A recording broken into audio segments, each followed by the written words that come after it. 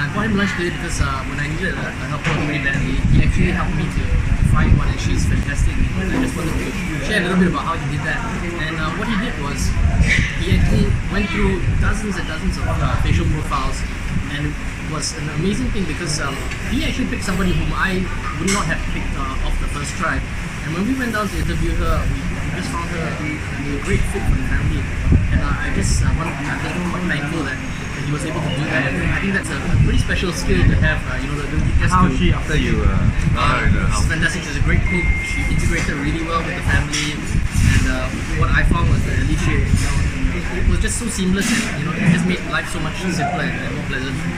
And I think that just the ability to have that skill that seems to be pretty special. Recently, I was invited to Israel for a very special assignment. I was to do face reading for 4 Prime Minister candidates of Israel who was going for their election in April. So to start off, I would like to share with you Prime Minister Benjamin Netanyahu, who is also known as Bibi in Israel, and see what we can read. From his left side, we see a little scar at the lower part of the mouth, and that means that he actually went through some grief and some loss, and that's what I said. And looking back into his history, actually his brother led a very interesting hostage rescue mission in Uganda, and unfortunately his brother was the only one who was killed during that mission. And maybe because of that loss, he has a scar on the left side of his face. The things that I talk about on stage, he has affectionate eyes. On his personal side, he has love in the family, but on his professional side, as a prime minister, he's very focused in his work and is more task-oriented, as in like more left brain. And his angle eyebrow also show that he needs to be right, and he also will be argumentative and combative. The other candidate was actually Benny Gantz, and Benny Gantz, when you see the two photographs, you actually see the left side, he has a good, nice clear skin, but that's probably under a lot of makeup.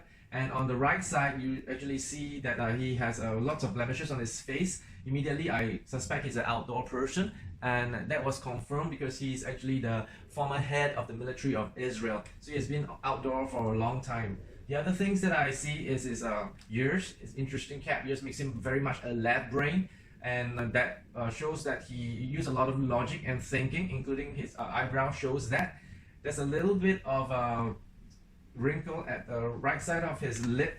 I speculate that he really faced near a life and death situation. Perhaps he's gone through a real battle. He may have lost some men during any of the conflict, or he has seen death, or he came very close to death. But on the personal side, and I made this prediction on stage that you see the laughter lines, and I said, Benny Gantz during his private time and personal time, he's probably lots of laughs. He's funny and he enjoys laughing. And one member of the audience actually raised up the hand and said, "I know Benny Gantz personally, and you're right. He's exactly what you said he was." And this part of the mouth actually shows that he actually pushes himself really hard. When you're hiring, it's great to hire people that push themselves very hard if you want results and you want achievements. And on his right side of his mouth, you see there's a line that's coming down. His left side it's not as prominent, but it's also there. On his right side, it shows that he has gone through some grief. His career caused him some shock in his body that caused that kind of wrinkle, and that could be based on some setbacks or some pain that he's gone through in his career. This third candidate, Naftali Bennett, notice immediately that he has a rounder head compared to the other two candidates. And this means that he's creative, he's such a thinker, he has a high ears and low eyebrows, he takes information fast, and you see his two front tooth hanging down with a gap in front of the teeth. It shows that he's willing to take risk, and once he makes his decision, it's going to be very difficult for you to change his mind really hard. So this fourth candidate, Avi Gabby, he has a cap ears and is also sticking out. He can think out of the box, but he does need facts and figures.